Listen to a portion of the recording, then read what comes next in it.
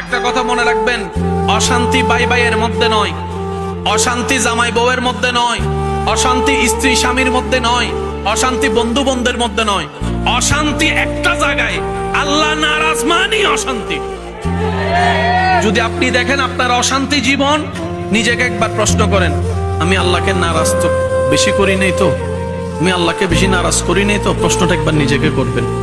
কয়েকটা প্রশ্ন জীবনে হাজার প্রশ্নের উত্তর দেয়, কয়েকটা প্রশ্ন হাজার জীবনের রাস্তাটাকে সহজ করে দেয়।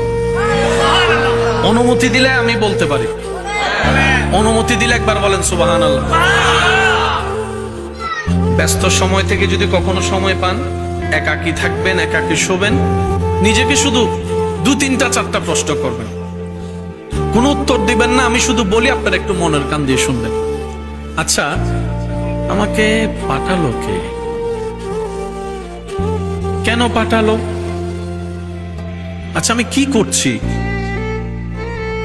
কি নিয়ে আল্লাহর সামনে যাব? এই 4টা প্রশ্নের উত্তর যেদিন আপনার ফিল আপ হয়ে যাবে সঠিকভাবে, খুশি মনে, সেদিন থেকে আপনার জীবনে আলো আসা শুরু হয়ে যাবে।